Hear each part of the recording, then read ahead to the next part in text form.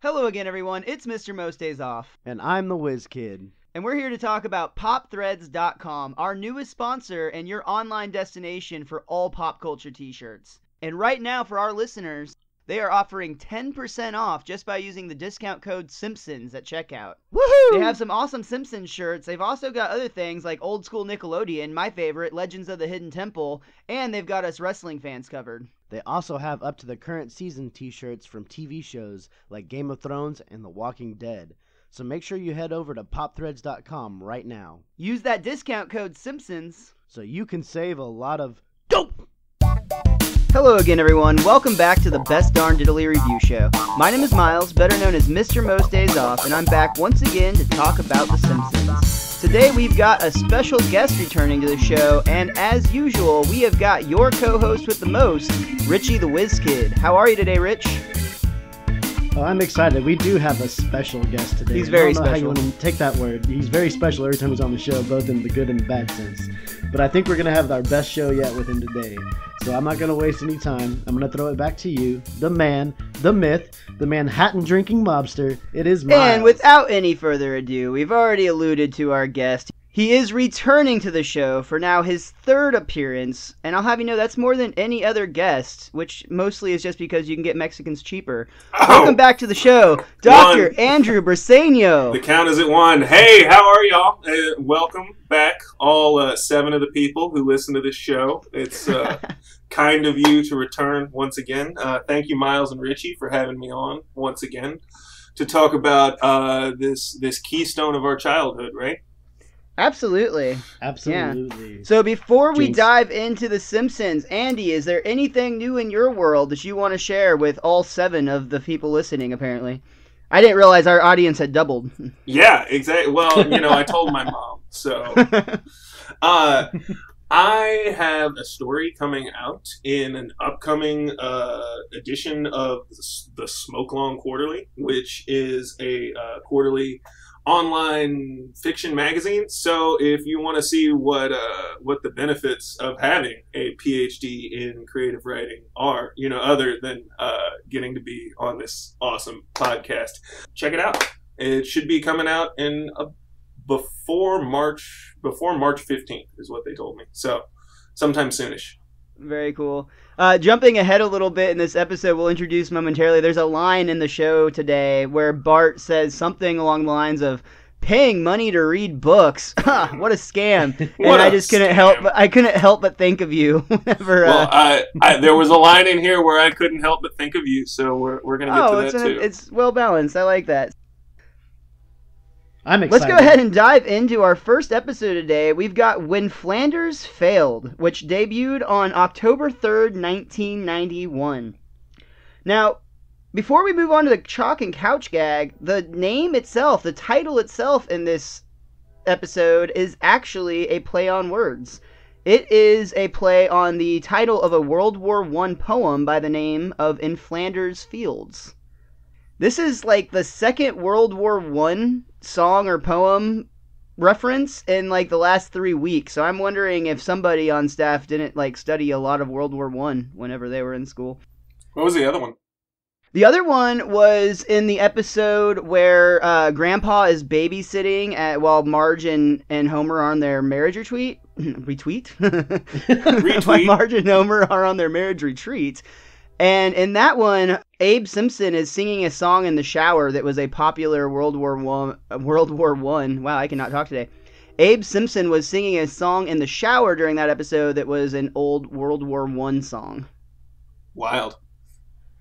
I have a hypothesis for you on why this is, why they keep doing World War I references. It's because the show started during that time, so they've been around long enough you just forget that. But, it was culturally relevant when the episode came out. That's just how long The Simpsons has been on. This is season 74, so, Sure. So the chalkboard gag on this episode was nobody likes sunburned slappers, which I can testify is absolutely true. Those are the worst.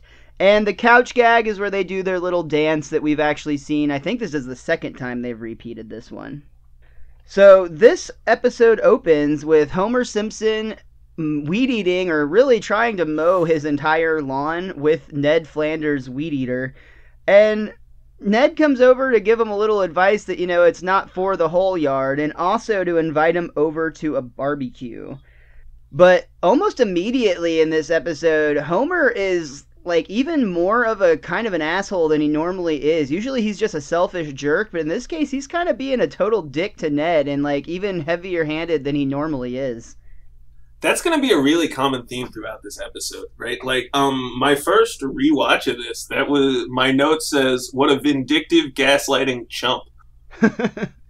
So in my first go through, I just couldn't really get with Homer, honestly. Like, he's already lost a lot of his, like, everyman sort of characteristics and sort of become a total buffoon. But, and, I'm kind of going to save some of that for later. I think that some of the things that happened this episode actually kind of put a sheen on that. I think that it fits for the parameters of the episode, and I do this a lot, and I'm going to talk about it later as well, where the Simpsons do this thing where they give Homer everything that he wants, and then in the last few moments of the episode, he gives it all up to make everybody happy, and because he is a decent person at the end of the day. And I feel like him being this much of a jerk just sets up why he would wish that he wants him to fail in the barbecue scene with the wishbone. And if he wasn't being that much of a jerk and he randomly was just like, oh, I just want him to fail, then it wouldn't feel quite right.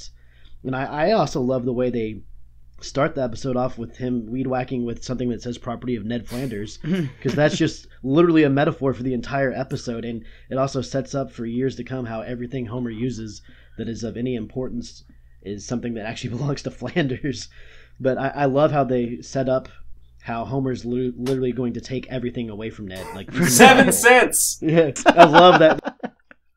That's coming up. Oh, yeah. Yeah. But I just think it all fits very well together for this episode. Yeah, that's actually really interesting that you say that, because you've brought up that point several times over the last few weeks, talking about just the idea that a lot of the themes of episodes are Homer has to make that ultimate sacrifice. And this episode is almost like the antithesis of that, in that like Homer's wish isn't really, or Homer doesn't really get what he wants in the sense that it comes towards him, but he gets what he wishes for and what Ned loses, and then later he, he does what he does to save the day at the end of the episode.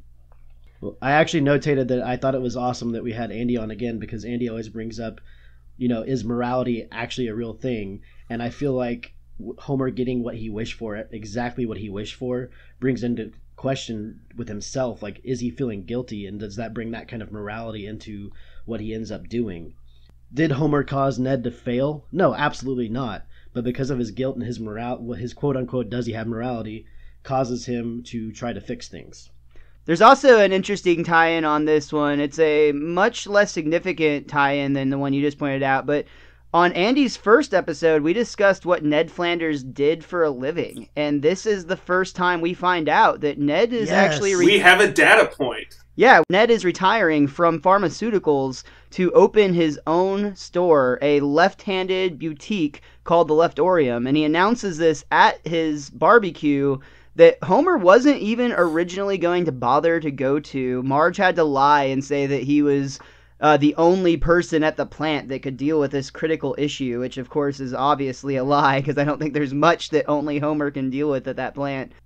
Safety related. Yeah, later on. Is this before or after the Eeny, Meeny, Miny, Mo episode? That's after, yeah. Okay. Or I'm sorry, that one comes later. I was gonna nod to that one as well. But yeah, so Homer, the only reason Homer attends this barbecue to begin with is while he's kind of like having a pity party, which again, this goes into like really unlikable Homer, because Homer's on the couch whining that his family went to the barbecue that he was invited to without him, and he's even saying things like, they don't even care that I'm hungry. They'll be so sad if they come home and they find me dead on the couch because I starved to death, and like stupid shit like that. And then the smell of the barbecue drifts through the window, and only then does he decide to go say hello to his neighbor. Side note worth pointing out, Homer is watching the CFL draft, which can only mean one really important thing. He plugged the cable back in. There is no way that the CFL draft is on broadcast television in 1990. Not happening. Wow, another tie into the last episode, Andy. Homer is, in fact, like, he may have made his daughter happy then, but over a while, he was like, you know what, all I have to do is plug this wire back in, it's fine. I told him on that episode, I said that very episode, I don't understand why he's disconnecting it from the top when he could just disconnect it from the bottom, especially if he's just going to plug it back in. Man, he cost himself a lot of work. Maybe the cable company went up there and refixed everything and reattached it, and so he just... They would do that. He obviously turned out the power for the whole block, right? It's not like they're going to go up there and be like, well, I'm sure this one was unplugged by a well-meaning citizen who was trying to limit himself from sin. Not going to happen. Exactly. I do like to point out that my companion guidebook here for The Simpsons says that the players listed in the CFL draft are producers of the show. No, that little nod to themselves, that's cool. Yeah. I would also like to point out that the Saskatchewan Roughriders are a real thing. Wait, Andy, I know you play fantasy football, but tell me you do not play Canadian fantasy football. Come on, man. I do not. This is just one of those things one needs to know if you'd like to be a Jeopardy champion, which is, my ultimate life goal. Our life goal is to be a question on Jeopardy. The Simpsons has done it, obviously, a few times, but many. Maybe there's a spot on the old board for Best Darn Diddly. We hope to find out one day. So, I also want to talk more about Flanders' so-called profession. So, he says he was in the pharmaceuticals game, which is really interesting, right? So, normally we would presume that means he's what? Like a medical salesman, right? The kind of guy who pushes pills to doctors. Would y'all, that's what I would imagine the most common job. I basically assumed he was Walter White. Now, see, that is actually what I wanted to talk about here. Because, of course... I was just joking. Well, no, there's the other meaning, right? I'm in the pharmaceutical business is like a nice thing to say if you happen to be, like, a drug dealer. But it's not specific enough. I just think Ned is the one who knocks, is all I'm getting What at. I'm saying is that we're going to see various evidence throughout this episode that may or may not support such a topic. The tie that he burns, which first off, will a tie do that? Will it just burst into flame? I think if it's made by Donald Trump, yes, because those are cheap pieces of shit. So. Weird. I used to have to wear ties every day. A lot of my ties are Trump ties because you can literally get them for so cheap at the department store, and I did not give two shits about that job. I just technically had to wear a tie, so... So are you saying they're made in Mexico? They aren't made in USA. I think they're actually made in China. By all means, please then test this. Light up your barbecue grill and go drop one of those ties on it and see if it bursts into flames. I'm just curious. In either case, though, throughout there are some points that just sort of surprise me about Ned's behavior that maybe that makes sense.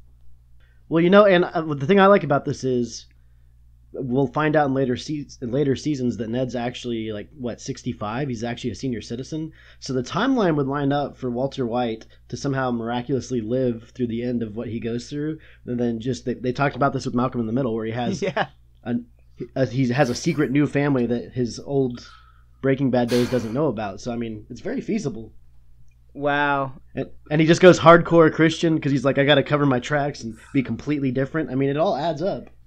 I like that idea. I always thought the Malcolm's dad became Walter White thing was really funny, and that's kind of a fun theory that Walter White became Ned Flanders, or at least that Ned Flanders is not as on the up and up as we might come to think, and that whole hiding behind the cross thing is a legit thing. People do that to cover their tracks, so to speak. Most definitely. Let's get on with the show. Yeah. We get to what we were talking about earlier with the opposite of what usually happens. Instead of Homer getting what he wants, Homer actually has a pretty graphic fantasy scene where he's thinking about what he wants to wish for. And it starts with, I want to say it started with world peace, and then it became President Homer delivers world peace. That didn't really make him happy, so it became President Homer wins the Super Bowl, which almost did the trick, but that didn't make him nearly as happy as when Flanders' stupid store failed, and that's what his fantasy was. He took it one step farther, where Flanders was actually buried and dead, but he even thought that was too far. Thank goodness, since apparently Maggie had charmed this wishbone with some serious juju. Oh, snap. Magical Maggie. Didn't even think about that. All I'm saying is that this wishbone wish comes true, which, this has to be the most illegitimate form of wishing, as far as wishing goes, right? Least likely to come true. Are you saying that a wishbone doesn't hold a candle to say a birthday candle? Yeah, I mean, I would say that, like, if we're gonna, like, rank wishing, like, shooting star is probably at the top of that list, followed by a coin in a particularly memorable fountain, and then, like, 7 empty spots before we get to, like, wishbones. And where does prayer fall on that list in your mind? Ooh, that's a really good question. Well, let's see. Clearly, Ned prayed to undo the wishbone curse. This is unquestionable based on Ned Flanders, and this is how you prepare to get a lot of complaints from 6 of your 7 listeners. At least my mom won't like it. But clearly Ned Flanders prayed to keep the store running, and that didn't work. It would be in his character to do so. That didn't work against the wishbone. So, to be fair, it was possibly the Maggie assisted. True, wishbone. Maggie. We could have an assist from Maggie Muggleborn Witch. So all we're really saying, so we don't piss off everyone, is all we're really saying is Maggie is bigger than Jesus, not all the other stuff. That's confirmed. Anyway, moving on past this wishbone scene, and we're canceled. Once again, we're canceled. Sweet. We actually get to Bart watching Itchy and Scratchy on TV and is interrupted by Marge questioning, how much TV do you watch in a day? To which he replies, about 6 hours, 7 if something's good on. 7 if there's something good on. Homer tells Marge to lay off. TV gives so much and asks so little after all. It's the boy's best friend. And then Marge kind of shames the viewers in this quasi fourth wall break that I really like, where she basically talks about how you shouldn't be wasting your life sitting in front of the TV. Instead, you should be outside doing things and, being active. I love it when The Simpsons does this little kind of making... They do it to the network a lot. They also do it to the viewers a lot, and it's always funny. They have a serious one in the other episode we're going to talk about tonight. Absolutely. I really like the commercial that comes on that immediately answers, quote-unquote, Marge's prayer. We get the commercial with Akira, who's a martial artist, and he's about to break a headboard, and he goes, "Hello, I'm Akira," and then hits his head on the board and breaks it, and he goes, "That didn't hurt very much." That just cracks me up. That whole commercial is amazing, with like the series of different people breaking the note. That didn't hurt very much. So yeah, like Richie said, prayers answered. Bart immediately is like, "Can I do karate? It's only $10 a lesson." And everybody's on board. So Homer takes Bart to the mall where he points out to Marge that TV is the thing that answered what she we wanted. have to have a moment for, I think you owe somebody a little apology. Absolutely. Great Homer line. And Marge, of course, just growls, or, does her usual growl, because that's what Marge does. But perfect Homer line. But at the mall, Homer drops Bart off with a 10 spot. Bart pays to go to his karate class, but he's pretty disappointed pretty quickly because right off the bat, he's, wanting to learn how to fight, and Akira is telling him, before we can break things with our heads, we have to fill our heads with knowledge, and you must read these books. There's a great line where Bart says, "Excuse me, sir, I already know how to not hit somebody. When can we bust out the nunchucks?" Yeah, I love that. I mean, first off, we have a bunch of 9-year-olds and 10-year-olds reading Sun Tzu's Art of War, which, I mean, that is kind of a pretty lame trick, if you ask me. I'm just saying. He was there for exercise and he didn't get it. I can't really blame him for being upset, right? No, I would much rather put that $10 spot into the knockoff Mortal Kombat game that he was playing at the arcade. But he didn't get his money back. That's the only thing. That is true. He just had some extra quarters. He's just wasting his parents' money. So that means he took extra money with him on there. I guess nobody is watching the register while Akira is in the back teaching the other students. So maybe he just helped himself to his tuition back. Who knows? You would think they would at least do like stretching. I did karate for a little while, and they at least made you stretch before every class. Did they make you read Sun Tzu's Art of War? That's why I quit. Okay, fair enough. You were like, yellow belt. Nice. Never mind. Books. Yeah, screw that. While Bart's in his karate class, Homer is visiting Ned's brand new store, the Leftorium. But things are not going so hot. In fact, Ned hasn't made a single sell, and in super typical nice guy Ned fashion, even when a customer breaks a mug off the shelf, not only does he not make her pay for it, because of course it was just an accident, but he also validates her parking even though she didn't buy anything. Which, who would do that? Like, that's such terrible business acumen. Like, I mean, I'm sorry, you can't run a business, particularly one that hasn't made a sale yet, have a sale literally fall into your lap, pun fully intended, and be like, oh, nah, I'll just decide to not liquidate that merchandise given the opportunity. Like, I mean, seriously. Agreed. Yeah, it's stupid business. No matter how nice of a guy you are, that's not how you're not going to turn a profit that way. But that's what the episode's about, though. He is that nice of a guy, and it makes Homer's wish so much more maniacal because Ned is that kind of person. If he starts charging people, and it doesn't make him quite as a saint, for lack of a better word, but to me, like, that's what the episode's about, is making Homer feel guilty. And since Homer's there for that little exchange, it makes it so much worse that he wished what he wished. Good sure. point. I can totally follow you with that. Yeah, it does make the episode, and I think at the end of the day, what this episode, if nothing else, this episode drives the point that no matter what, even when he's down to nothing, him and his family are still genuinely nice, happy people. Until his house gets blown away. That goes a long way. Down the road. Yeah, once we get to Hurricane Nettie, that kind of changes things. But for this episode, at least, establishing the character as he is now, he is the nicest guy. Maybe, but I want to point out an alternative theory here, which is if we take the idea that Ned Flanders was in the drug game, that would be the only business in which his behavior is kind of logical, because obviously when you're selling coffee mugs, your markup is at most, 100%, right? Like half of the cost you get to keep, the other half is the product, something like that. I'm thinking even let's stretch it and say you can triple key the thing. Like sure, absolutely. Just but if you're selling methamphetamine, I mean, I don't know these numbers, but I think it's like, that's because you use all your meth. You never tried to sell it before. Obviously, I'm a logical human person. But you're getting my point, though, right? Is that it could mean that he's used to such astronomical profit margins that he doesn't even realize the seriousness of this particular act.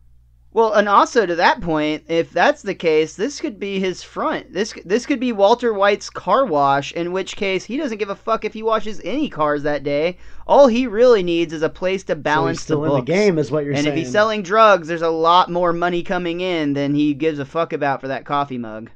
Something that intrigued me while Andy was talking there is, what if Flanders has always been this way? He didn't change his persona after the drug game, but like when he was a drug lord, he still talked the same way to people, but it just sounded intimidating because people were like, "Oh my god, this guy is like way too nice, and it's scaring the fuck out of me." Like, can you imagine that? That would be terrifying. So he still talks the same way when he gets out of it, but people just take it in a completely different manner because he's all church and do-gooder. So I'm gonna break your Oakley Dokley leg. Yeah, there you go. I'm gonna break your needly weedlies. Absolutely, positively. Okay, then.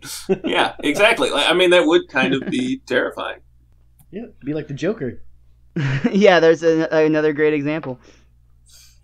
So we get back to the Simpsons household after the successful karate lesson and Homer's getting to gloat that Ned is struggling. That's exactly what Homer's doing at the dinner table, is he's kind of happily and joyfully talking about how terrible Ned's doing, and Lisa brings up the German idea of this word I'm about to butcher, Schadenfreude. Schadenfreude. Well, there you go, Schadenfreude, which is essentially taking joy in the suffering of others.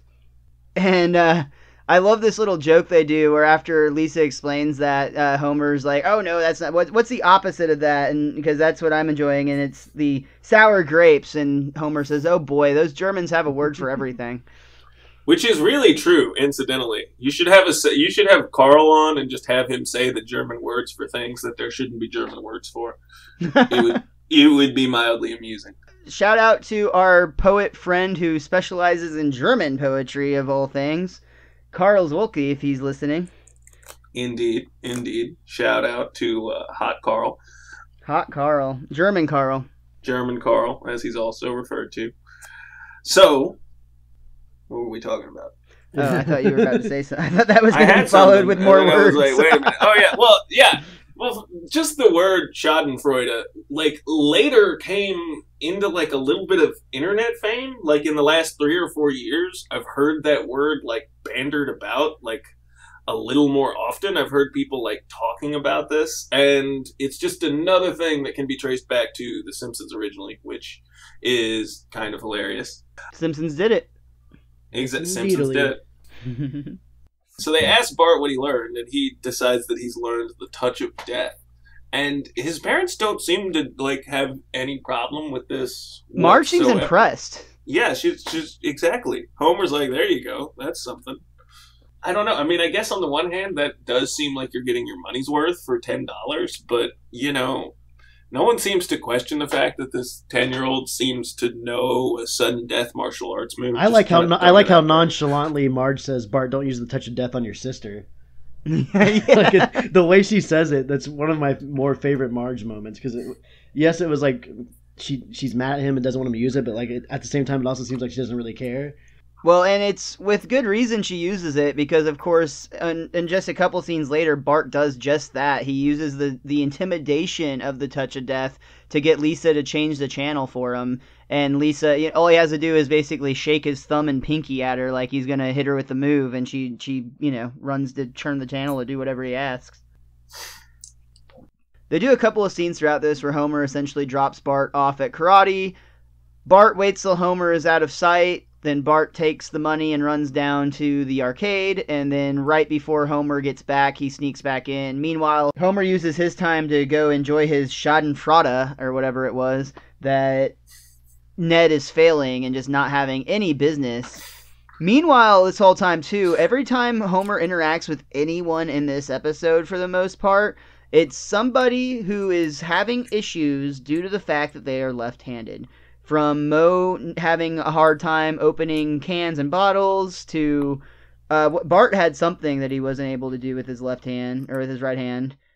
There are at least 3. The first of which is Moe at the bar, and this is kind of where Homer lost me, like, emotionally in this episode the first time, because, like, Moe is his chum or he's his well-wisher, and that he doesn't wish him any particular harm, and like, this is basically someone he's on good terms with who needs something. And, like, I mean, if you saw me struggling and you knew there was a store that sold the thing that fixed my struggle, I would hope that you would just tell me about it regardless of who ran it. Like, you might even be like, well, my jerk of a neighbor whom I don't care for runs a store where you can get that fixed. Are you kidding? Are we talking about a corkscrew, though, with Moe? Like, isn't that the joke about it, though? He's like, oh, this damn right-handed corkscrew opener. And it's like, what? Well, so I honestly don't know about the corkscrew, but I can say there are actually a lot of products that are designed for right-handed people that actually legitimately do give a left-handed person a lot of trouble. Everybody knows scissors, but there's actually a lot more products that do the same thing. Notepads, exactly. So much so... Ledger's can openers is real. This, I guess, could be another example of Simpsons did it, because in 2009, there was a store in San Francisco by the name of Lefty's. They still have their original location, but they now also have a store in downtown Disney in Orlando. When they first opened, they were actually using the website leftorium.com, but unfortunately they dropped that. I'm guessing it got expensive. And the Simpsons probably snatched it up or something. Who knows? It might have given them enough exposure where they didn't really need it so much anymore. Yeah, that too. Because, yeah, actually, now that I say that, when I went to leftorium.com, it was available for purchase. So, but yeah, there's a Simpsons did it where there is actually a left-handed boutique that now operates 2 stores successfully, and all they sell is designer or products designed for left-handed people. But no, getting back to Homer, though, what Andy was talking about on it, though, again, like, we've established this almost in every episode of the show that we do. Homer's selfish, and he puts his selfishness, literally by definition, above even his family members' happiness. So with me, it's like, I think it plays into his character, but also, you know, these few little instances he has throughout the episode where he could be like, hey, I know this great spot where you can buy left-handed supplies. Like you said, it only happens like 3, maybe 4 times, and 3 or 4 sales is not going to save Ned at this point. Like, it has to be something huge, which we'll get into in a little bit. We're definitely going to get into that in a minute. Like, how long can the leftorium seriously remain open is a question I want to discuss. But with no online business. Exactly.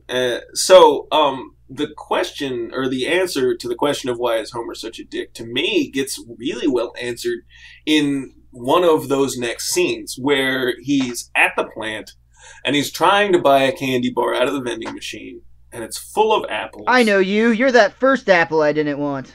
You're that first apple I saw. And, what does he do? He goes and he tries to exercise the only power that he has, which is to use the suggestion box. And what is the result of that? Apparently, like, there's some sort of buzzer on it or something, like some sort of sensor wherein they can always tell when it's being used. Sure, they caught him right in the act, or that they're just always watching those security monitors. Yeah, that could be it. The security monitors, that's got to be it. You're totally right. No necessary sensor. But in either case, they catch him right as he's putting the thing, and they make him walk up to Burns and put the thing on the desk, and Burns opens the thing and reads his note and then straight up tells Homer to his face, "I will do the opposite of what you wish because it pleases me to watch you suffer." I love that when Burns is telling him, just go see my secretary. She's going to make this all right. In fact, she's even going to give you a free apple.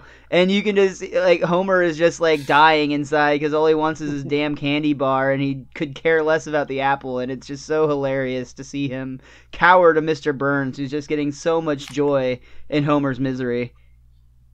It is, and it also sort of, to me, explains his behavior to Flanders a lot more thoroughly, right? Particularly in the sense of this particular idea. Like, Flanders got to quit his job. Flanders doesn't have to do this anymore. And you know what? If the only power I have in the universe is to give Flanders this middle finger in the tiniest possible way, then so be it, right? Like, to hell with him. I kind of get it, is what I'm saying. Like, I mean, like, if you have, and we know from so many other episodes as well as this one, that Homer's job is just awful in a lot of ways. He hates his job. Well, who wouldn't, right? His boss is, like, literally Donald Trump. Oh no! Hashtag America. Except radiation makes him stronger, which we don't know that about Trump yet. So, yeah, like, it totally makes sense to me, at least a little bit there. Well, when you said that, it actually reminded me of the episode from How I Met Your Mother, where Neil Patrick Harris, shout out to him, because he's going to be in our next... in the next episode, yeah. But he talks to Marshall one time about the circle of yelling, or the pyramid of yelling, or the line of yelling. He changes it throughout the episode, where your boss yells at you, you have to yell at somebody else, so you might as well make it your wife or your kid, and that's just the way that it works. It goes around until, that kid's yelling at her teacher, the teacher yells at her husband, who happens to be your boss, and it all comes back around. And that's essentially what this is that Homer's getting yelled at, so he is taking his joy on yelling at somebody who is beneath him at this point. I would never put Flanders beneath Homer, but for this episode, from a mental standpoint, I would, and from the berating Homer's giving him, I would put him below Homer. That chain of yelling, I really like that analogy. That makes a lot of sense, and I think that's exactly just Homer's kind of exaggerating the yelling and taking it a little bit further, but all in all, it's the same concept. Yeah. Indeed. As my dad would say, shit rolls downhill. Nice. And, maybe The Simpsons is just on a serious, Marxist bent for a minute, right? They've dabbled in other philosophies we've already seen, and here they're just like, hey, it should be noted that labor will always be at odds with itself because of capital. Just throwing it out there. And or Ned literally becoming a shop owner makes him the bourgeoisie, and thus the labor taking out their frustration on capital on the bourgeoisie is like literally, it's an existing thing. It's a possible concept, and it could be something they're literally thinking about. Just throwing it out there. But while their interpretation of Ned might be fancy, in reality, it's not going well for him at all. Like we talked about, he's validating when people aren't even buying. He can't even get. I was going to say the bullies won't even steal from him. Which, by the way, they say, let's go steal some baked potatoes from the food court. Yeah, that's pretty daring. I mean, those things come out like 500 degrees, dude. Well, and like furthermore, like, are you literally going into the like, you know, Chick-fil-A kitchenette and like pulling the potatoes out? Like, how would you even do that? There are 3 of them. You could run a distraction scheme. Or like, what are they gonna do? They'll see you grab it, and Sure. they'll just like, hey, get out of here. They're not gonna chase you out because you have a freaking baked potato. Yeah. For a potato, But I feel like that's once probably... you've got a firm grasp on that potato, I mean, like it's not going to slow you down while you're evading the manager of the potato hut. I'm not worried about Chief Wiggin coming to hunt me down because I took a baked potato. Yeah, it's not like you stole a donut. I'm not worried about Chief Wiggin coming to exactly. hunt me down. Full stop. Like, that guy's an awesome police officer. He gets my vote. I think his son gets my vote. That's fine too. I think his son got 60 million Americans vote. Oh wow. So things, like I said, are going really bad for Ned. So much so that Ned's selling pretty much everything he has, and he is downright desperate to do so. He's having a yard sale, and Homer has a moment when he gets home and sees this where Ned's like, hey, you want to buy something? And Homer's like, oh, it's not good enough for you, but it's good enough for me. And, you know, he takes that approach to it once again. But then he, like, starts class warfare. mega haggling Ned Flanders. Like, actually, it's a dick move, but I have to say I'm a little bit impressed in, like, the business side of things from, like, the former salesperson to me. It's just like, holy shit, that was smooth. Because he talks this guy down on a $300 grill, and he talks him into taking it for $20. But then not only that, he then gets him to throw in like a couple of like he gets some extras thrown in on top of getting a $300 grill for $20. Well, he looked to have bought like several $1,000s worth of stuff for $75. Yeah, yeah. That's he had Ned's entire living room on his back lawn. And so this is as good a point as anywhere to point out, though. So I always imagined from the first way this was stated that it was like a group deal. He he wheedled him and messed with him a little bit, and he was like, all right, everything out here $75. But then they find out later that he bought the Bible for 7 cents specifically. So it's all itemized. You're right. Yeah, exactly. Which means there was an itemized receipt. Like presumably he could have left the Bible and owed $74.93. Which I find like really like wild. Like that's twisting the needle, right? That means he haggled him down on each individual thing to the penny. Yeah. Wow, that's deep, man. And now Ned can't turn to the good book to help him now. That is my favorite line in the entire episode, as sad as it is. But yeah, it's very funny.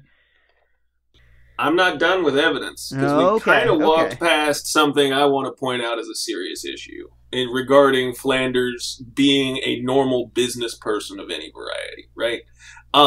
So the third time that Homer has the option to tell someone that there's a left-handed version of something they're using that's bothering them is the bill collector, right? Oh yeah, the debt collector that comes by and Homer assumes it's for him, but he actually finds out that Ned's out of business, yeah. So let me ask you, what did that bill collector do next after he left Homer? He went over and talked to Ned, and Ned could have told him about the left-handed stuff.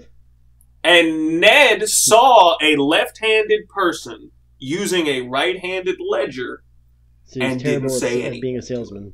Like, he's a ridiculously bad salesman. Like, if he was home. Like, I want you to think about.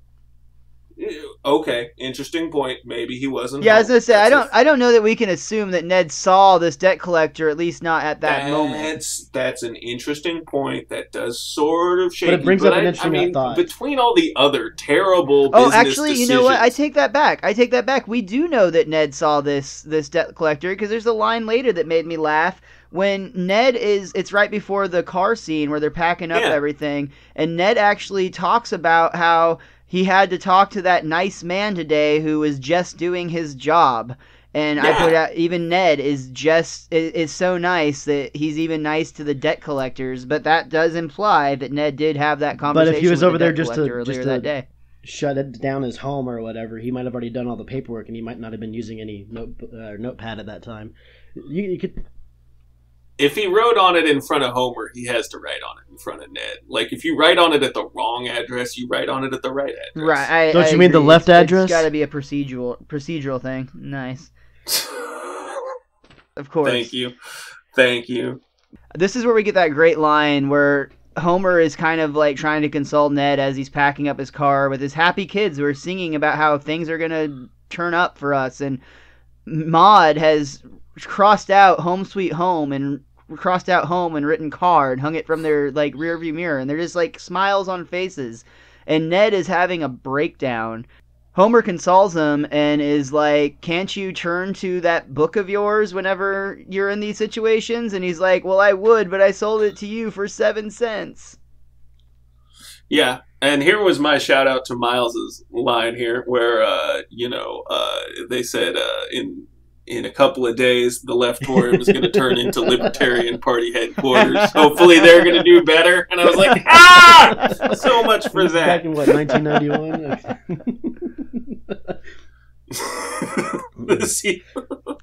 Indeed. That was back when Gary Johnson was just learning about Aleppo for the first time. But no, I think I know why the kids were actually happy, and it wasn't because of drugs. It's because Ned and Maude have other places to go stay. Miles and I tampered with this idea a few episodes ago, but we think we figured out that the Flanders are actually swingers. We did this in the episode where Homer is oogling Maude when she's wearing a little dress. I feel like, for what it's worth, my stance on this is still open to more evidence, but I did like the theory being pitched during that. It was actually during the episode where Marge and Homer end up going to marriage counseling, and Homer is battling the giant catfish of legend. Well, in that episode, there was some discussion that Maude and Ned might in fact be swingers. There is some interesting evidence presented. I'm curious to see more signs down the road. It also just plays in with the way that they talk all the time and how happy they are all the time, and it makes sense that like they're super churchy, but then like there's the dark side of them where they go out and just let loose, so to speak. But is that a dark side? Well, for Christians, I don't know that polyamory leaves you in a good mood. I haven't tried, so I don't know. Throwing that out there. Like, I think you're living in a fantasy world. There's a lot of drama on that big love show. I'm just saying. I've talked to a few people that are in a polyamorous relationship. I know some triads, dude, and it's but I'm just saying they had other like, places to go stay. Weird. So I think they tell the kids, "Oh, we're going to stay with Uncle Jesse and Aunt Deborah." They're like, "Oh, yay!" And that would just make sense to me. He says they're going to stay in his sister's house. Though. Exactly, his sister's house. When do you ever hear Ned having a sister again, except for the one time he has a family reunion where like 50 million Flanders show up? That's interesting. During this same scene, Ned also basically reveals that he feels like he's been cursed ever since the day he had that stupid barbecue, which also happens to be the day that they did that wishbone wish that could possibly have been influenced by Magical Maggie at this point. That's some strong evidence.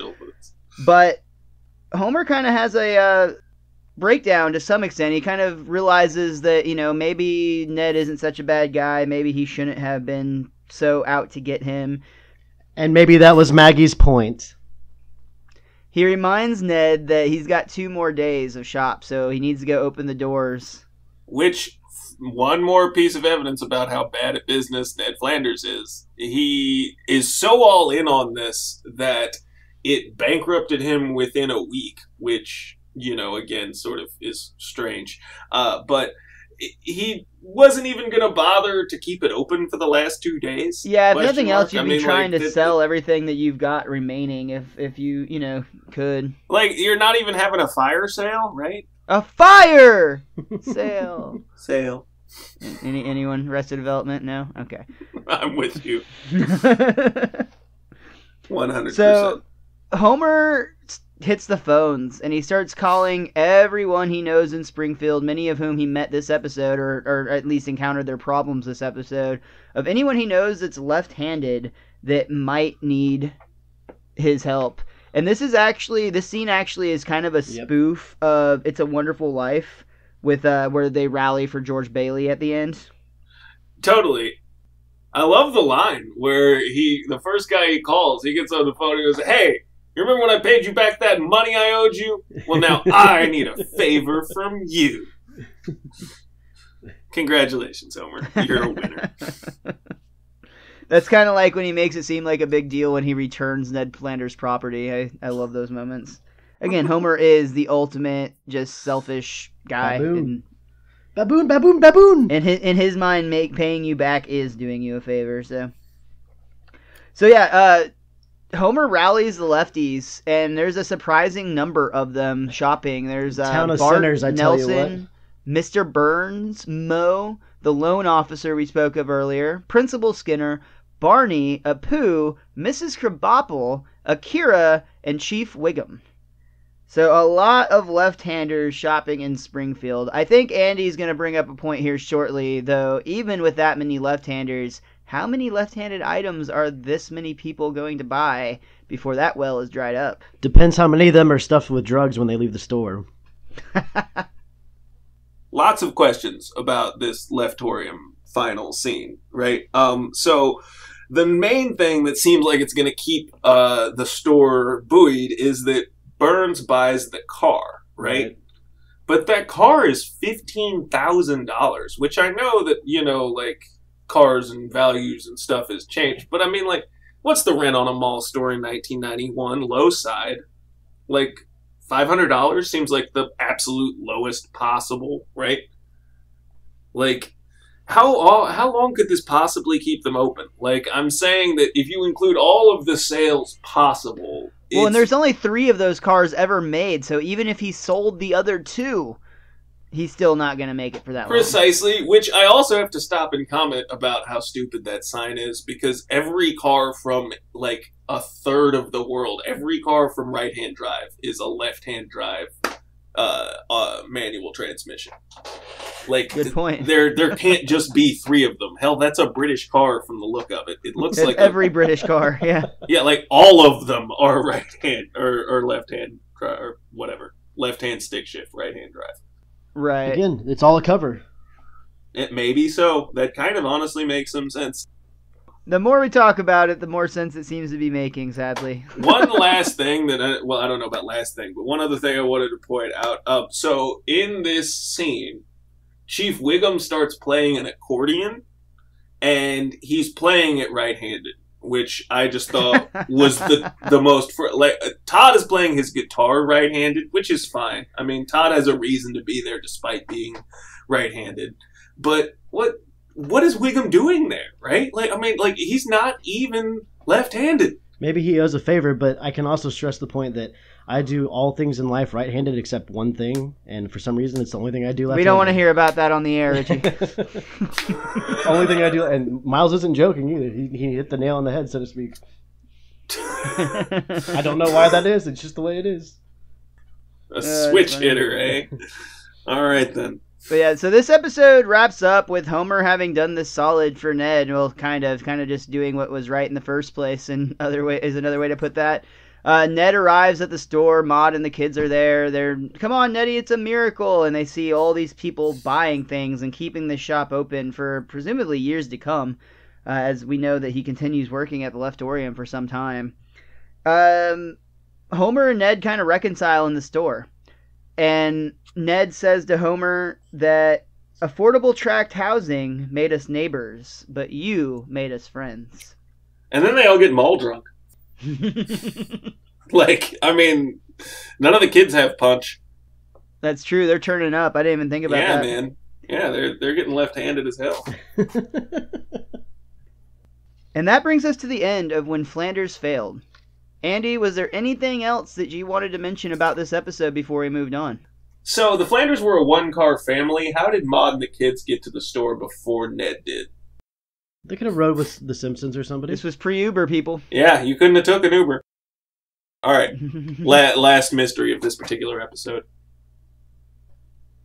Did you have another mystery, or was that the last mystery? No, that was the last. That's literally the last thing. Oh, I'm sorry. I thought you had an additional last minute. No, I was like, that I was was on the pins last. and needles. All right, yeah, that was awesome.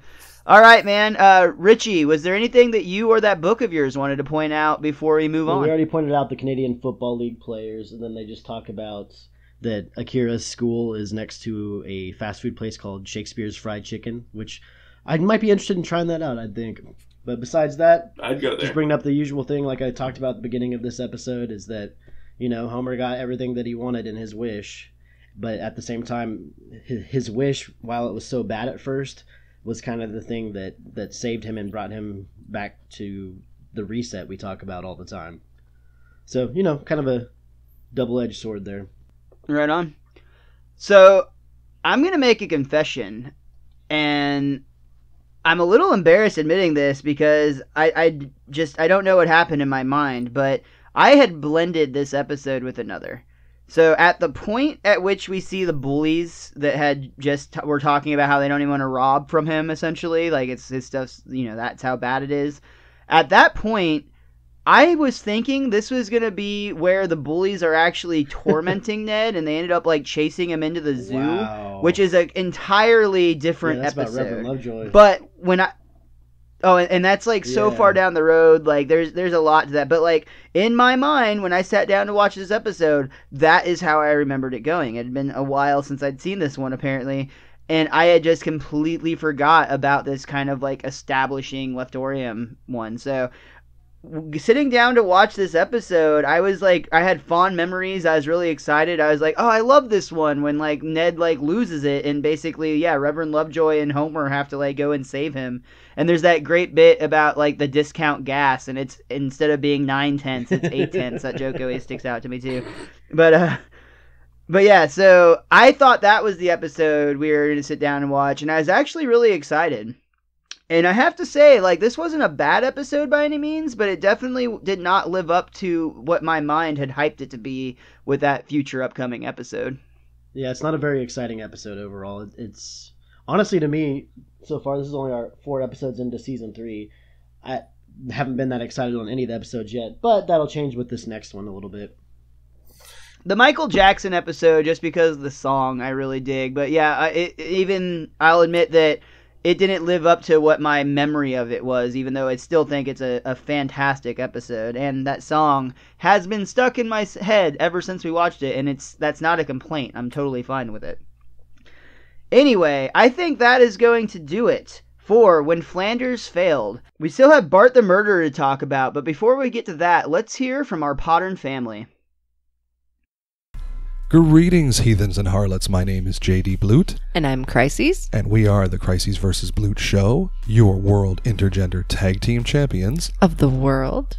We are kinda like Couples Therapy at a Freak Show. And you can find us on all our socials at The KVSB Show. And you can find us on iTunes, Podbean, SoundCloud, Stitcher, Google Play Music, basically anywhere you get your podcasty goodness from. So check us out, and now back to your regular show. So let's talk about Bart the Murderer, which debuted on October 10th, 1991. The chalkboard gag on this one was high explosives and school do not mix, which is a joke that I don't think that they would do today. Maybe not. No, that's definitely a pre-Columbine joke. Yeah, I think so. I did like the couch gag on this one. They did the human pyramid, where Magical Maggie, of course, on top because she rules supreme. But I did enjoy that this was something a little bit different than the repeat gag we got in the pre. She just drops a corpus leviosum. She's up there. It's fine. It's all good. And of course, the reason that Dr. Andrew Briseño wanted to be on this particular episode, we have our first appearance of Fat Tony, voiced by none other than Joe Mantegna. Is there like a better mobster in like all of mobbing? Like of all the mobster characters in all of fiction, I would argue that this is probably the best one. Like, I mean, I'm well aware that he's a stereotype built from several different other films, etc. But he's still a unique entity. He's well, still and himself. more than that, like his he buys in so hard to this, right? Like there's a sincerity to everything that he does, which is sort of ridiculous. Every time he comes up, I become a happy person. Well, you know who agrees with you is actually Joe Mantegna himself, because when he got this part originally, when he was negotiating for this part, he demanded that he not only demanded, but he received approval that he would be the voice of this role for then on out. Like, he did not want anyone else taking over this character. Everything I've ever read or heard about Fat Tony, it's been nothing that he actually loves the character dearly, and that he enjoys doing it every time he gets to voice him, and that it makes him incredibly happy to do it. He's also one of the few voice actors who have ever appeared on The Simpsons as not only a fictional character, but also himself. Mark Hamill's another one, and there are a few others that we'll talk about when we get to their respective episodes. But he has that distinction where he's actually played himself and a fictional character in The Simpsons. Is he actually, and he's also in the made-for-TV movie at the end, playing Fat Tony. Yeah, he sure is. He is announced at the very end of the movie as playing Fat Tony in the made-for-TV movie that'll be coming out. You're absolutely right. So good. So this episode actually opens, though, with Bart, and he is having a damn good day. It seems he wakes up in a real happy mood, and then he steps on something as he's getting out of bed. But that's not going to wear him out. He's still got a smile on his face, and he's really excited when he gets to the breakfast table with Lisa, and he finds out that his cereal is going to have a genuine glow-in-the-dark police badge. Did you see what Lisa's cereal box had inside? No. No, what was it? It was free stretch pants inside. Stretch pants? Also a comment on gendered toys, which are ridiculous. That's kind of how I took it. Very true, very true.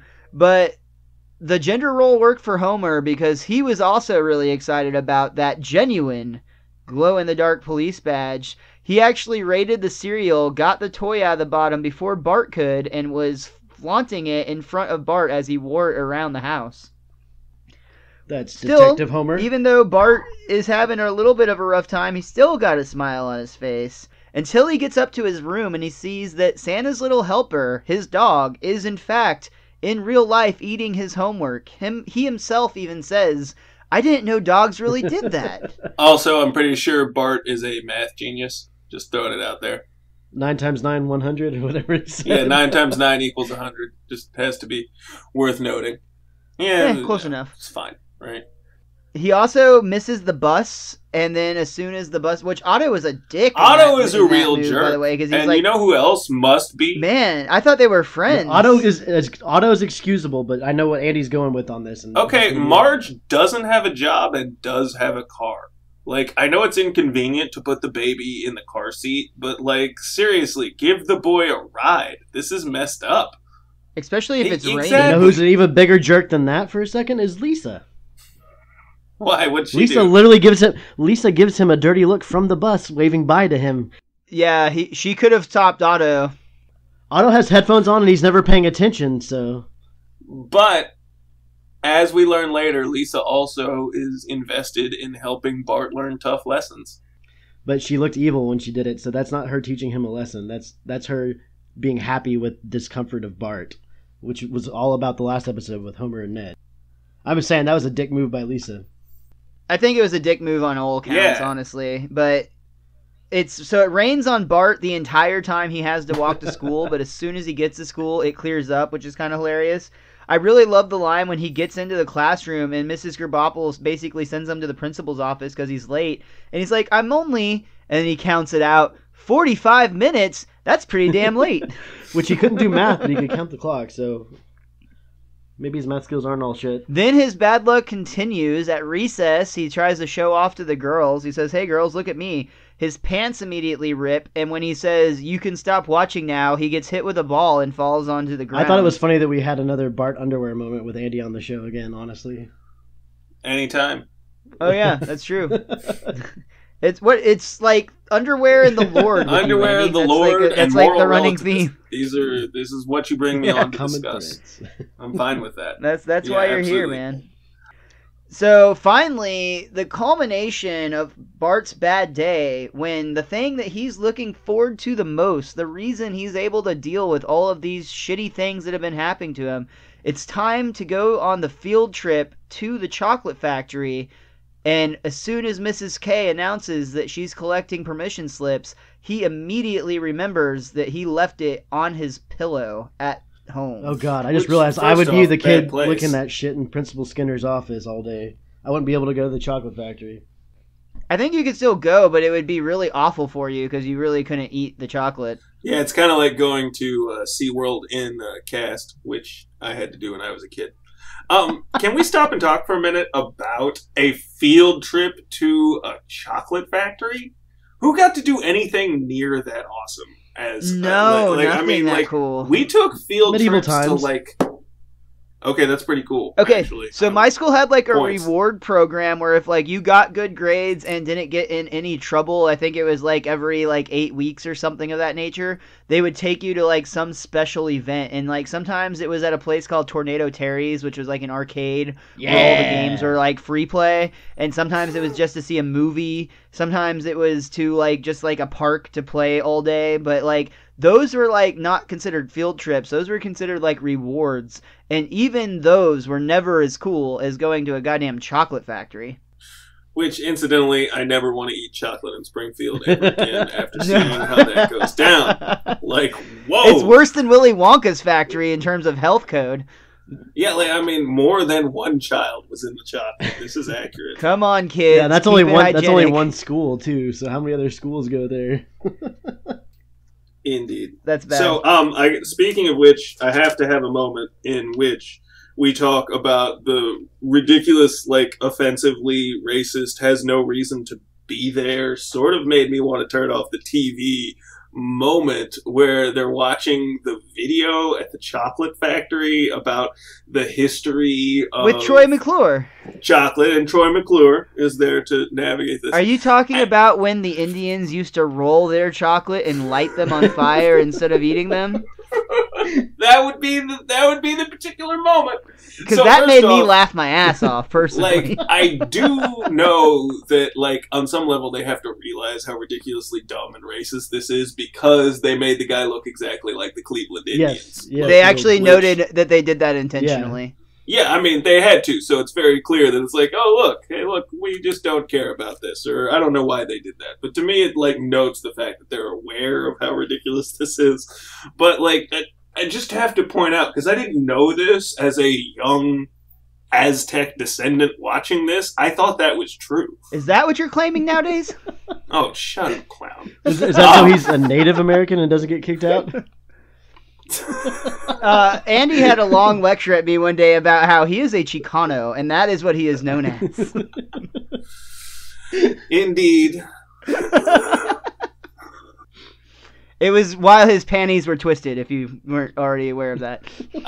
Yes. That's what we call it when minorities confront racism. they're just upset, right? That's all. But Are you trying to make a case for Chicano Lives Matter, sir? Can I throw in a Fat Tony line and say it's funny because it's true? It's funny because it's true. Indeed, that seems totally fine by me. I'm okay with that. But yeah, like as a kid, I thought that was true for the longest time. The Aztecs smoked chocolate, and then, you know, Just hearing you say it out loud. and then of course, you know, you come to find out that that's not true, and you know, it's like, but okay. So this tour starts with this questionably racist video about Questionably. chocolate being smoked by the Native Americans. Highly racist. Very, very racist. Yeah. So after that, though, the kids go crazy at the chocolate factory. We talked about it a little bit, but they were like swimming in the vats of chocolate. They drop like all of their crap into it. And while they get to have the probably dopest field trip of all time, Bart gets to play a game with Principal Skinner. And that game is to count how many envelopes he can lick in an hour, and then the next hour try to beat that number. Which, as Bart says, that sounds like a pretty crappy game. And, you know, Skinner lets him have that, which indicates to me that, like, this is a result of them getting a little more, like, personable vis-a-vis the Aunt Selma or Patty. I can never remember which one it was. But, I don't know. I thought, like, that indicates some, like, notion of a change in their relationship with each Familiarity. And to in some that extent. episode, Yeah, in that exactly. episode, Skinner was a hard ass too. Like he wasn't the, not even I wouldn't say lovable loser, but the loser that he becomes in every other season. He was still kind of the hard ass principal back then. In this episode, he's kind of turning over a new leaf. It seems. Well, he does have another moment where he decides he's going to take it easy on Bart and let him leave 1 minute early, even though he has to promise not to tell any of the other kids. Oh, And yeah, Bart can't even talk at this point because his tongue is so dry from licking all these envelopes. And his bad day continues, because once again, as he's skateboarding home, it starts to rain, and his wheel falls straight off his skateboard, and he takes a nasty dive down some stairs. Well, I'm just gonna say if you're gonna fall down some stairs, at least he fell in front of a cool sign that says the Legitimate Businessman's Social Club or whatever it said. Legitimate Businessman's Social Club. No suspicion there. Right? Well, almost immediately, Bart looks up and he has a bunch of guns in his face, and he's kind of like, uh-oh. Which is right before a commercial break. And we come back, and the mobsters appreciate Bart because he has moxie. And, he has moxie. I wonder if he is lucky as well. And they have him pick a horse for the race, which Bart replies, "Eat my shorts." And at first, Fat Tony's fine with this, but then he gets mad because Eat My Shorts isn't in the 3rd race that he wants picked. He's in the 5th race. I said so the Bart Doit says, race. "Don't have a cow, man." Don't have a cow is, in fact, a horse in the 3rd race. Thankfully, luckily, that was a correct pick. I also like that while they're calling the race, it's actually a bunch of famous catchphrases from other cartoon shows at this point. Yabba dabba doo, sufferin' succotash. Oh, ain't I a stinker? That's all, folks. And I am what I am. I assume that is from your trusty Simpsons guide. What is No, that I just called memorized again? everything so I wouldn't have to use the guidebook anymore. It's The that's Simpsons, smart. a complete guide to our favorite family. Probably not available in stores now. Yeah, I don't know what we're gonna do without you after season 8. We're gonna have to get a new Simpsons Bible to look to. So Bart gets lucky. He calls the horse race successfully. He gets them a big win, and all of a sudden he's kind of an inside guy. They ask him, you can pick a horse, but can you make a drink? And Bart is like, yeah, sure. How hard can it be? The first guy they asked for a drink wants a Manhattan, which I don't even know what's in a Manhattan. Does anybody here drink a Manhattan? I would love to tell you that a Manhattan is a blend of bourbon and sweet vermouth, shaken over ice and served in a cocktail glass with a cherry. Well, Bart does that spectacularly because he has a Manhattan that brings all the boys to the yard. And they're like, it's better than Indeed, yours. it's superb. Could he teach them, or would he have to charge? He should have taught them. That's going to come up later. That actually causes kind of a problem here in a little while. Well, also, I would like to argue that this has to mean that Legs is illiterate. Never learned to read. Specifically because, as you'll recall, Bart doesn't just happen to know what's in it. He reads it off a chart. It's conveniently written on a chart behind the bar, right? Obviously, that had to be a pretty decent recipe. That's all I'm throwing out there. Well, let's be real. After that episode with the party, we know that Ned Flanders is the bartender, so maybe he's been hanging out with Rod and Todd, and he saw Ned whip up a couple of Flanders punches. A little drinky. So Bart finds himself employed. The mob decides they're going to pay him $30 a week, or at least that's what he tells his parents he's making, to, hang out and do favors and make drinks. Mix drinks, pick horses, cut cigars, a job. Exactly. I love these little poker scenes that they have, and partially because poker is such a pillar of our relationship, Andy. We've had many long nights over the card table, taking each other's money and giving it to other friends of ours. Yes, that's usually what happens. One of us amasses other people's money and then gives it to the other, who then redistributes it to all the people that the first. But we always have a real good time. It's cool that we take turns. You're saying somebody steals something that was initially yours and then claims it's theirs and never gives it back? All I know is I hope that our card games run at least a little straighter than this one does, because I think there was at least 50 aces in that deck. There may be a few extra. Because aces I know in the that first deck. hand was 4 aces, the second hand was 5 aces, and that was of course beat by 6 aces. Not to mention all the aces that were in the discard pile. The discard pile is full of them. The Ace of Anchors comes up here. Yeah. I might add, which was like my favorite thing. That's unbeatable, by the way. Yeah, the Ace of Anchors. Bam. Also, it means the Koopa ship can't fly away for one. Oh yeah, that's right. Good call. Mhm. Super Mario 3. Yeah. Boom. Yeah. I like that they do an Itchy and Scratchy tribute to the real-life St. Valentine's Massacre, where the infamous Al Capone actually had his men dress up as police officers, and they shot down 7 members of a rival gang. And that's where we get it's funny because it's true. Yeah, line. yeah. It's funny because it's true. Which I have to admit, I forgot that the first time I heard that was on The Simpsons, and I'm pretty sure they use that line multiple times in the future. But if not, it's because I've literally used this line on a weekly basis, at least since the first time I heard it on Oh the yeah, show. it's a go-to line for me as well. Yeah, just another. It's like the 15th since we've started reviewing these episodes. All this vocabulary I learned from The Simpsons. Like, I think I use the "it's funny because it's true now" as much as I use the "your mom" in the early 2000s and the "duh" or "not" in the 90s. Ooh. That's a We're tough talking one. about a lot of usage is all I'm saying. Yeah. So Wiggum actually starts to bust their little lair, but he doesn't really have anything, but he's suspicious, and he knows that a truck of cigarettes had been robbed that morning. We then immediately cut to a scene in Bart's room, where his room is filled, like, head to toe, like, literally floor to ceiling, with cartons of cigarettes.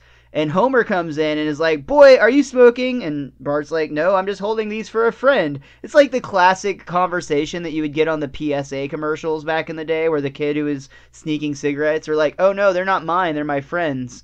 Only this time, Bart wasn't lying, and the delivery guy actually showed up to pick him up. But I really loved when Homer was going to do the, like, old classic, like, "I'm going to make you smoke the whole pack," but Homer is like, "I'm going to sit here and watch you smoke every single one of these," which it's literally enough cigarettes for, like, a, like, daily, like, a pack-a-day smoker to smoke, like, a lifetime, which, to be fair, isn't a huge amount of time. Homer has but... to turn sideways to get into the room. There are so many Right. cigarettes.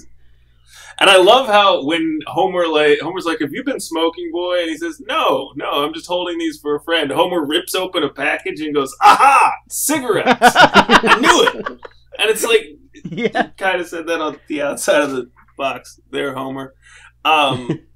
I also have to back up to Fat Tony's amazing denial of Chief Wiggum. Chief Wiggum bumps in and says, "Somebody stole a whole truck full of cigarettes.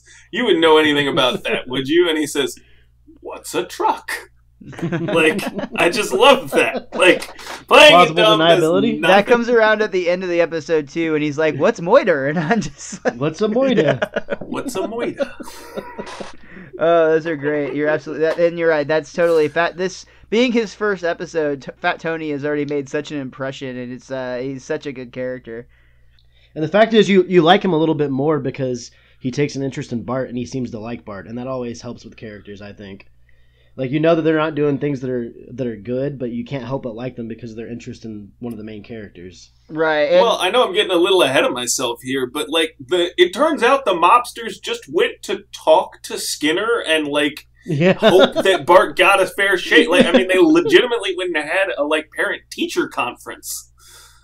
Like, right. I mean, they're not actually it was all three that large bad men. at the end of the. I mean, they're mobsters, but like they're not like as terrible as you presume they are in a lot of ways. I don't know. I mean, what about that Chinese guy with a mustache? Which apparently on IMDb it says that was supposed to be an allusion to Charlie Chaplin, which I don't really understand the connection, to be honest, but that was what I read.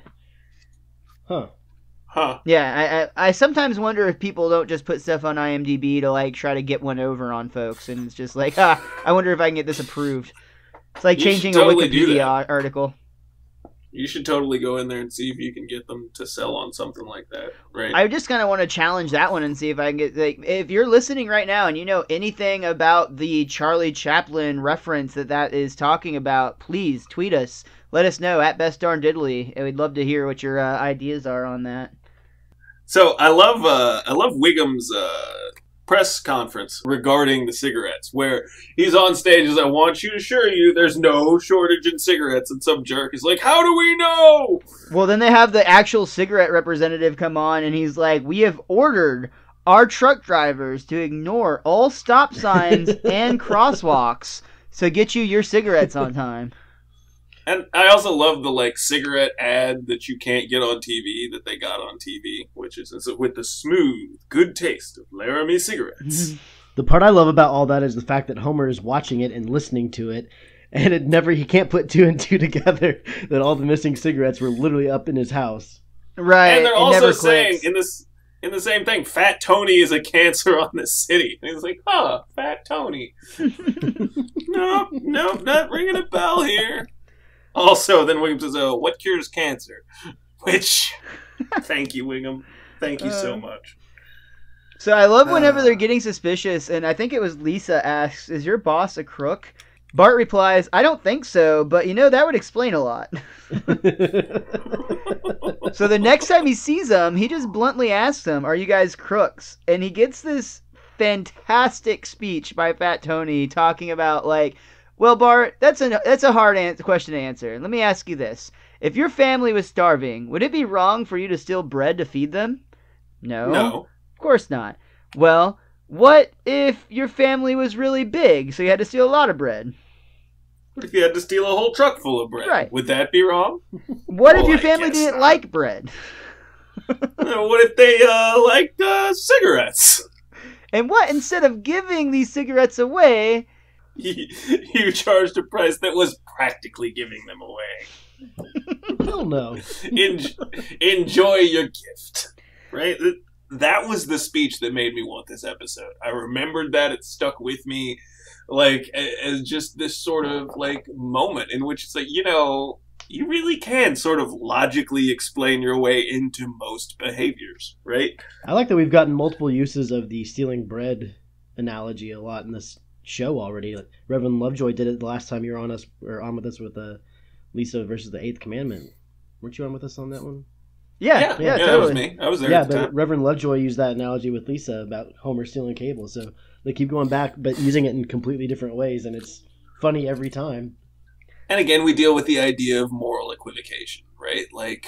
What do we do to sort of get by in life? And Homer really drives this point home later when he's talking with Marge.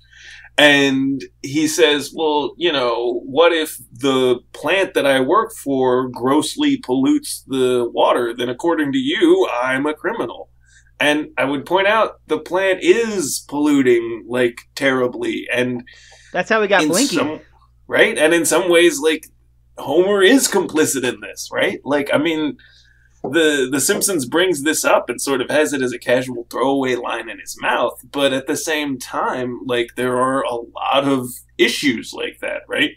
I'm sure every chump who works at a jewelry store... I know a couple of chumps that used to work at a jewelry store. I know one or two. I have no idea what you're talking about. Yeah, exactly. I'm sure you don't start... Well, what's a jewelry store? What's a jewelry? What's the... That's good. Cut out all the crap, the first crap you said, and just lead with that. You're not thinking about where the diamonds come from, it's whether or not these true. are politically... It is funny because it's true. Damn it, now I'm probably not going to be able to cut any of this. But you don't think about the moral implications of the stuff that you do most of the days, and The Simpsons won't let you casually forget that here. I don't know. That's beautiful, man. They're very good at throwing in those little things like that, and when you look at them deeper, they make you think, and you're just like, damn. Damn indeed. So... Bart takes this gift, and he's totally on board with what Fat Tony does. This gift was a suit, and now he's wearing it all over the place. I love it when he comes downstairs for breakfast, and he says, 3 fingers of milk, Ma. What I love about that scene is he is singing Witchcraft it's Frank Sinatra. He's singing Witchcraft. He's dressed like Frank Sinatra. And what I like is, I'm sure you guys are well aware of this, but Frank Sinatra was always rumored to be heavily involved with the mob. The mobsters would actually plant women in his audience to scream and sing along with his songs, and like it's a big rumor, but everyone just assumes that it's true at this point. I honestly had no idea about that. That's very interesting. Oh yeah, my grandfather used to talk about it all the time, but I've heard it from numerous people before. Like it's just a very big rumor that he was heavily involved with the mob. So I thought that was cool that they specifically brought it on for this episode, and it makes me think. Obviously, again, Simpsons writers are smart, so it wasn't just a little joke; it had more meaning behind it.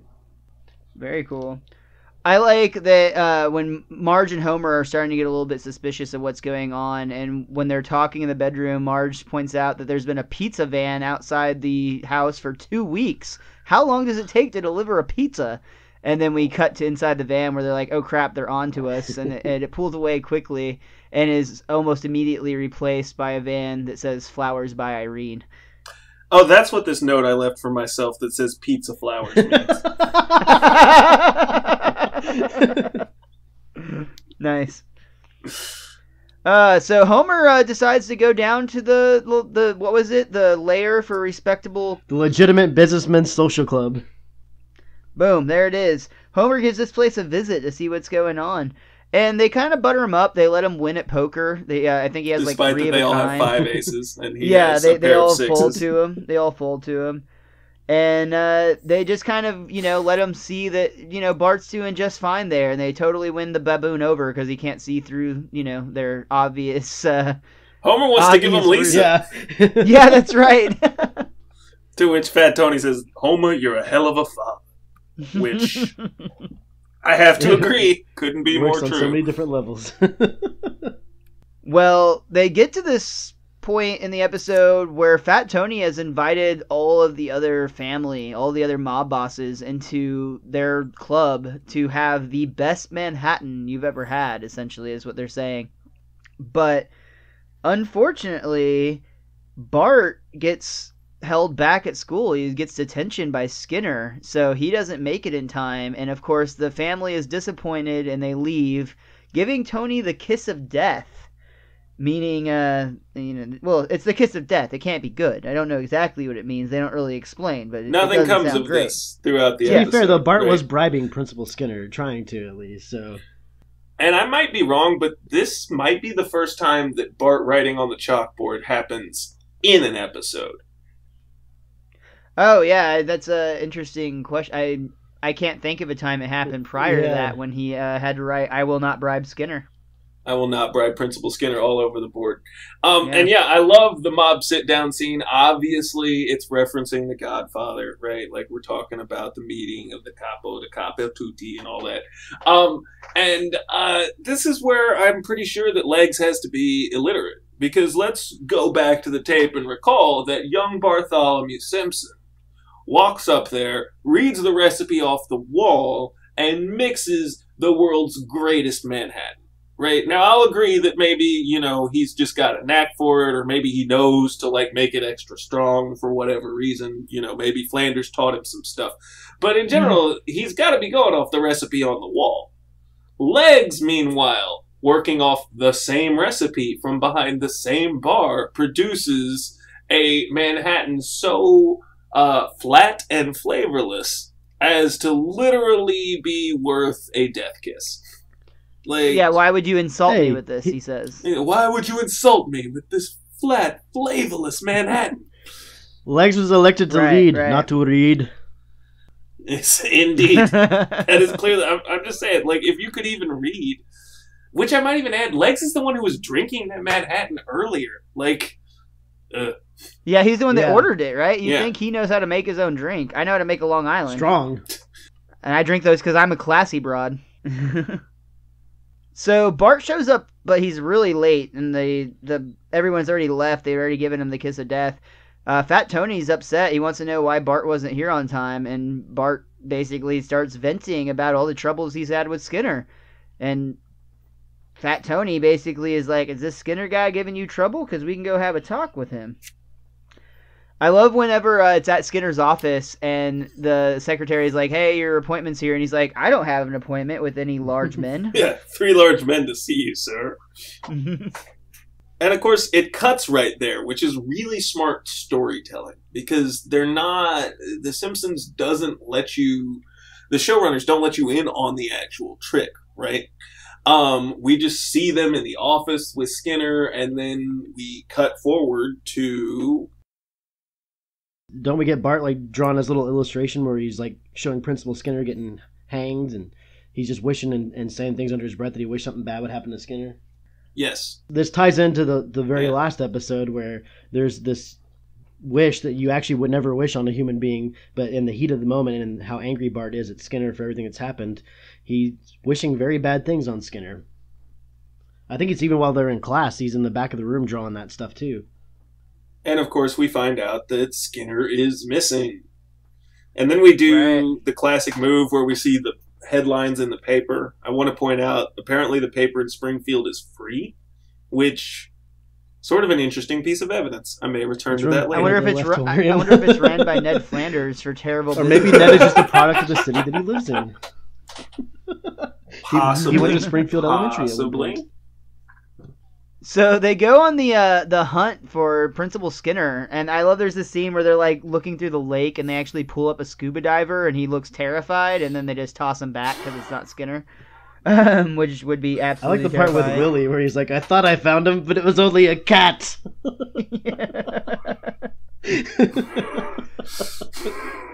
Also, hold yourself together for the wee bairns. There are some good Willie lines in this one for sure. I like that Wiggum said that they were going to invest in something in the department, something that was almost surefire to the next step in catching or finding Skinner. They're going to hire a psychic body finder. Yeah, exactly. The very latest in body detection, which turns out to be, and I forget the psychic's name, but like she's the worst psychic ever. All of her comments are about like B-grade celebrities. Right. Also on the schoolyard right now, there's all these wild rumors flying around of what could have possibly happened to Principal Skinner. And while everyone's telling their tale, Nelson throws out that Bart was working for the mob and got him killed. And Bart got super defensive and was like, I don't know what you heard, but that's not true. But right after that, Bart actually goes into one of the dream sequences that I always really enjoy on The Simpsons, because they do some really dark dream sequences, and this is one of them. This is where Bart kind of has a nightmare that he's being tried for murder, because it's Principal Skinner over and over again saying, you killed me, Bart, you killed me. And no matter where he goes, no matter what he does, he's chased by Skinner. He's in the closet hanging. He's in the ground climbing up like a zombie. He's even in court pointing him out when he's being tried for moiter. And then, of course, Bart goes to the death house, which has a sweet electric neon sign in front of it that I kind of want. Oh my god, I love so much whenever this sounds weird to say, but when Bart is on the electric chair, I get a kick out of the fact that they actually get him to stand up, and then they put a couple of phone booths down so that they can set him up to the proper height. Because in the previous scene, they even made a comment of, I'm glad we live in a country where we can try a 10-year-old as an adult. But Mr. Burns said that. Which is kind of a weird moment, I might add. Like, what I said earlier, that, The Simpsons loves to throw back some of the morality at the kids. During the 90s was when we really started prosecuting children as adults, when that whole idea came into fruition, at least as far as I know.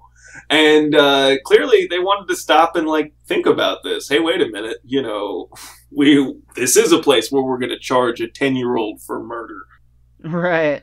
We live in that sort of a place, which I thought was sort of an interesting issue for certain. But yeah, I love Bart's phantasmagoria. I love Reverend Lovejoy coming in there while Bart's pumping the iron. To comfort him. They're there. They're there. This episode is just stupendous. And this is sort of the point where it kind of got a little weird. I understand why they have to do this, but at the same time, it leads me to another wild theory. Is it possible that Springfield is a totalitarian state of some kind? Based on, first off, the paper is free, which is weird. You know where the paper was free? In communist Russia. That's where the paper was free. All right, I could see that. Right. First off, that's my. You're getting only the Right, news right. that they want you to get for the price that you can afford. Precisely. But here's the real and perhaps most terrifying issue. How long was Skinner missing? It was like a week, wasn't it? I think it was a week. Yeah. So in 1 week, we had a death certificate issued. We had a complete murder trial, including jury deliberation, and we were literally to the day of sentencing. Like, what kind of a government system are we working on? Like, I mean, currently, if... That is Well, in the last awfully episode, fast. Lisa got somebody kicked out of Congress in 7 hours, I think. In like a couple of minutes, yeah. Okay, I mean, like... It was all done in one day. That was part of the jingle. Exactly, and that's kind of how the Simpsons just roll. But at the same time, I just want to point out that, like, you know, now, if I were to, like, kill Miles, like, this very moment, like, on this podcast... Hey, I just want to point out that is premeditated. And it's being recorded thought, as Yeah, and it's being totally, recorded, yeah, so you I- have evidence. Yeah, absolutely. Yeah, you'd better not die in the next week. I'm gonna be so pissed off.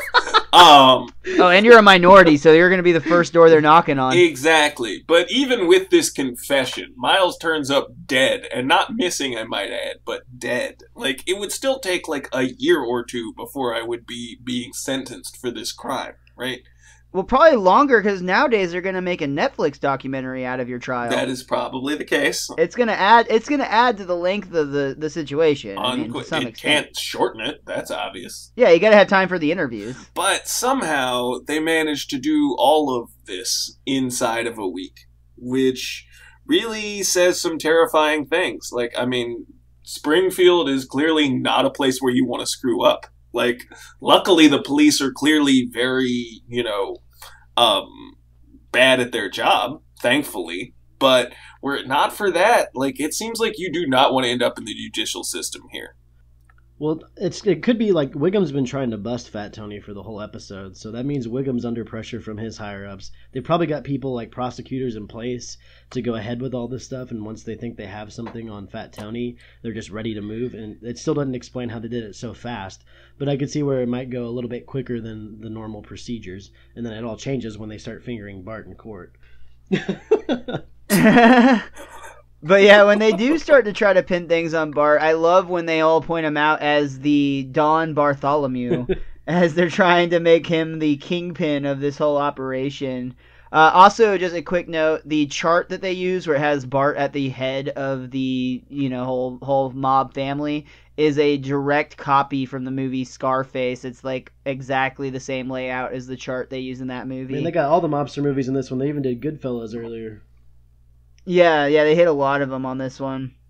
But just about the time that this jury is so quickly ready to basically commit this 10-year-old little boy to death, none other than Principal Skinner shows up in the courtroom. The presumed dead Principal Skinner has arrived. And knew to go right to the courtroom, I might add, before he took a shower. Yeah. Well, He had to go save the day. I wanted to bring up, what kind of judicial system do we put Bart in a jail cell with a beefed up killer who's been trying to kill him already? He hasn't done that yet. He's only had one instance with Bart so far. But he was in a cell with Sideshow Bob, who was getting really jacked up. Yeah, Sideshow Bob looked I didn't huge. even catch that. Like, freakish huge. And also, I want to point out, in the Wow. courtroom scene, the prisoner number on Fat Tony's prisoner outfit, I believe it was the same number as the episode number. Looked like it was 8F03, and my companion guide says that the episode number is 8F03, but it did not mention that it was the same number. But I thought that was a sneaky little trick they put in there. Well, Skinner has a tale to tell, and it is that the day of the meeting, Fat Tony and his goon showed up, and like Andy alluded to earlier, they just wanted to have a talk about Bart's future, and they left on good terms. How'd you get past the hall monitor? When Skinner got home, he went to his collection of old newspapers in the garage, and it collapsed on top of him, and he was stuck. In fact, the only way he made it through sane, because he couldn't get out, was he had a basketball, and he would try to see how many times he could bounce it in an hour, and then the next hour try to beat it, in which a day. is obviously the same I think he game said he was as doing earlier. basketball bounces for a full day. Oh god, Yeah. that makes it so worse. Also, luckily, he had pickles nearby. Let this be a lesson to all of us that no matter, particularly if you're a hoarder, but either way, make sure you have pickles in every room. And as Skinner said, remember to recycle. Yeah, that's also important. Remember to recycle frequently. A little more politics, but yeah, possibly. so Skinner basically is able to like build a rocket with the vinegar from the pickles. And a discarded cigar tube. Can we talk about this? What did he have a cigar tube for? I figured it was his mother. Interesting. I'm just saying. I like that the vacuum cleaner has enough tension on the retraction cord to actually pull an adult man up to an adult man who was like buried under enough stuff that it was more than his own force, right? That's some serious cord retractor. Right. Yeah, that made me laugh my ass off. The coup de grace of all this is right after the prosecutor is like, can we get Skinner's testimony stricken from the record? And of course it's denied. Lionel Hutz goes up to the bench and is like, hey, am I still going to get paid for this? Am I still going to get paid? He's such a slime ball, like such a worm of a human. It's amazing. And then, of course, Fat Tony and the rest of the mobsters who had, indicated Bart in court as the capo de tutti capo, try and make up with him because they tell him that he has a future in racketeering and extortion, which I think are the same thing. I'm not like an expert on organized crime, but I think that's one thing. I could be wrong there. No, they're different. Yeah, extortion, you just basically are, taking from somebody, whereas racketeering is when you actually have, like, a cover business. I know this because I played both Mafia 1 and 2 on the PS3. The third one's out. Well, you're an expert. Yeah, I haven't played the third one. What I wanted to say was, first of all, I think they end this in very smart. It's very smartly done because Fat Tony is set up to be more or less innocent, quote unquote, so that he doesn't go to jail. So you have his character still around to be able to come back in future episodes. So I thought that was a good idea there. And secondly, for sure, as far as we know, like nobody knows that Fat Tony and what his gang was saying and what all the mobsters were saying was false. So that means Bart is on official records as a Don. Like they never take that back. So is he on the radar now? Yeah. Huh. And one last thing at the end when Bart basically is like, well, I learned that crime doesn't pay, and the mobsters are all like, oh, yeah, you're right, as they're getting into their fancy cars with their fancy women with their fancy jewels in there. And they each have their own limo. There are multiple limos pulling up. Right. Which is... Right. And then we talked about earlier, but the Simpsons are at the house, and they're watching TV, and they hear the announcement of the made-for-TV movie starring Joe Mantegna and Neil Patrick Harris as Bart Simpson. And Homer's like, when are we going to get a check for this? Marge says, I think they changed just enough so they don't have to pay us. They told us they changed just enough so they don't have to give us any money. Blood on the blackboard, the Bart Simpson story. And then I think they blame it all on those sleazy Hollywood producers. And then immediately the executive producers of The Simpsons names pop up on screen. Can I say that I actually really liked NPH's voice as Bart Simpson? That, and like, we have to actually talk about, when I was a kid, I totally just was like, ha ha ha, Doogie Howser, that's funny. That's actually Neil Patrick Harris, who says not smart. Right, yeah, like, it's totally him. And that's such a lovely little small detail. Like, there was no reason to do that.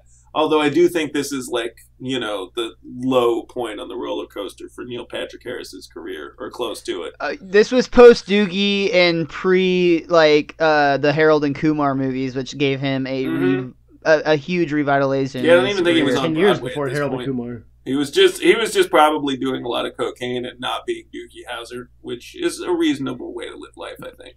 Which, Mike, I'm so, real quick aside, I'm just so glad that dude bounced back, because I fucking love that guy. He is hilarious in everything I see him in, and it would have sucked if he never made that kind of return to the spotlight. Even in, a movie that a lot of people don't like, A Million Ways to Die in the West, I love his mustache song in that movie. Oh my gosh. Well, I mean, Neil Patrick Harris is the best part Definitely. in several different things, including every Harold and Kumar movie. He's the best part of the first one, the best part of the second one, and the only reason to see the third one. Oh, I disagree with that. I like the third one in general, but he is the best part of it. I love the whole cover of him not actually being gay in that one. That was really funny. Yeah, that was his real life husband, by the way. Yeah, it was. Who starred in that with him. They played that so. They did so good great. together. Yeah, that was really good.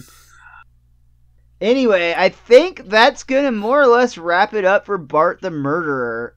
Andy, did you have anything else you wanted to talk about before we wrap things up? Other than, I think it should be noted that the Mafia turned over, like, super quick. I didn't realize that, organized criminals were, such pansies. Yeah, they were pretty SAWFT. That spells soft for you non-wrestling fans. Yeah, no, it doesn't. No, that does doesn't not spell spell at that. all. No, it doesn't. No, that's, no. Shout out to Enzo and Cass, they rock. Anyway, Andy, did you have anything else you wanted to mention? No, that was it. I wanted to call mobsters pansies. That was what I had. Well, what about you, Rich? Is there anything that you wanted to point out, or was there anything that your book pointed out that we missed? We've mentioned everything they did except that when we were talking about the cereals earlier on, it says that Bart's cereal of choice was chocolate frosted Krusty Flakes, and it says that on the box it boasts, only sugar has more sugar.